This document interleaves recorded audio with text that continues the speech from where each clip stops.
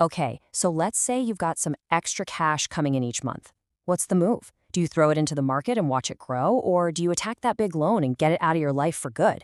This is like the big financial question, right? Getting this wrong could set you back for years, but getting it right, that can totally transform your financial future. It feels like a high-stakes decision, I get it. But don't worry, today we're going to break it all down and make this super simple. Hey everyone, welcome to the Financial Exit. Stick with me because we're about to walk through a really clear, straightforward method that you can use to figure this out once and for all. The goal? To help you move forward feeling totally confident in your choice. All right, so here's the game plan. First, we'll set the scene and really get the dilemma. Then we'll look at two main paths, going all in on investing versus aiming for total debt freedom. After that, we'll dig a little deeper than just the raw numbers. I'll introduce you to a simple rule to make this easier, and then we'll figure out what the right answer is for you. Okay, let's get right into it. To make this really tangible, let's imagine a situation most of us can relate to. You've got a big, long-term loan like a mortgage, and every single month you make that payment, and it feels like a huge chunk of it just disappears, right? So let's put some numbers on this. Say you have a $500,000 loan with a 7% interest rate. Your monthly payment is about $3,300. But here's the good part. You've managed to free up an extra $1,000 every single month. So now, the million-dollar question. What's the smartest thing to do with that grand? All right, let's explore path number one first. What happens if we take every single dollar of that extra cash and just funnel it straight into the market? This is the pure growth strategy, all about harnessing the power of compounding.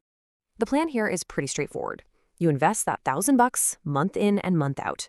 We'll assume a fairly typical 9% annual return for our example, and to be realistic, we'll even increase how much you invest by 3% each year, kind of like a cost of living adjustment. And you just keep doing this for the whole term of the loan. So, what's the payoff? Check this out. After all those years, that simple habit could turn into over $1.8 million. I mean, wow. That's the magic of compounding in action. And honestly, when you see a number that big, you might think, okay, case closed, this has to be the winner. But hold on a second. Let's not jump to conclusions. Let's check out path number two, focusing on debt freedom. Because this strategy has a sort of secret weapon, a hidden advantage that a lot of people completely overlook.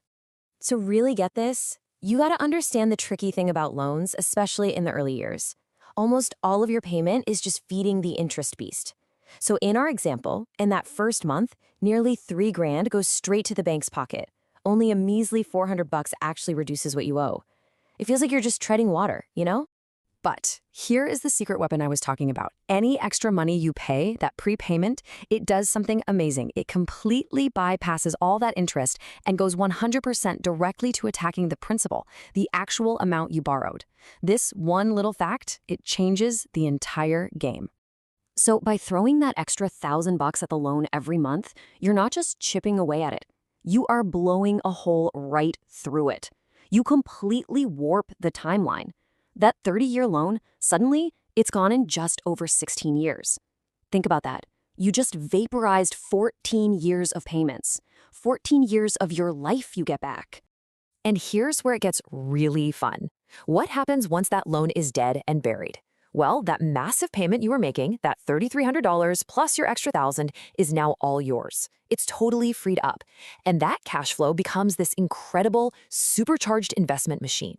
So if you take all that freed up money and invest it for the rest of those years, what do you end up with? About $1.3 million. Now, yeah, it's less than the first path, but it's surprisingly close, isn't it? Especially for a strategy that felt so different.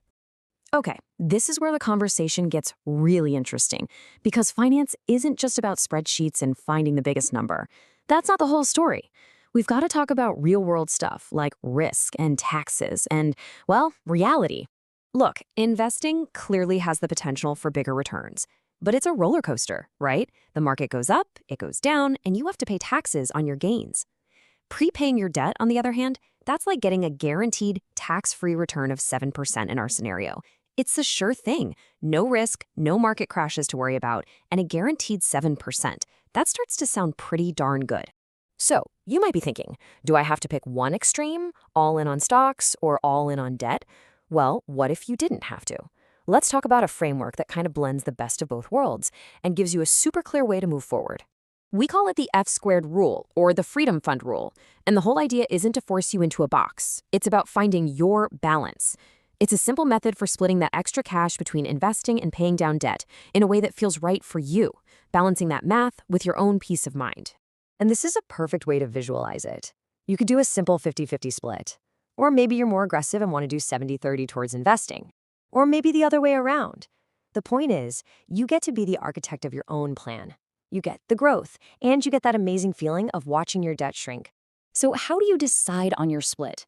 Here's a really easy rule of thumb. If your interest rate is super high, say over 8%, man, paying that off is a fantastic guaranteed return. Prioritize that. If it's really low, like under 4%, it probably makes more sense to invest. But for most of us, we're somewhere in the middle, between 4 and 8%. And that's where this blended F-squared rule strategy is just perfect. It's the sweet spot. Okay, so we've covered the math, but now let's talk about the human element, which honestly is probably the most important part of this whole thing, because personal finance is way more personal than it is finance. It's about what freedom feels like to you. You really have to ask yourself some honest questions, like, does having that debt hanging over your head just absolutely stress you out at night? Or does the idea of having your money tied up where you can't easily get to it freak you out more? Your personality, where you are in life, all of that matters just as much, if not more, than the numbers on a calculator. You see, the goal here isn't to find one single perfect answer for everybody. That doesn't exist. The goal is for you to find a deliberate, intentional answer that works for you. So just take a second and really think about it. What does your version of financial freedom actually look like? At the end of the day, the right choice is simply the one that lines up with your goals and what you want out of life. So it's up to you to find your balance and design your own freedom.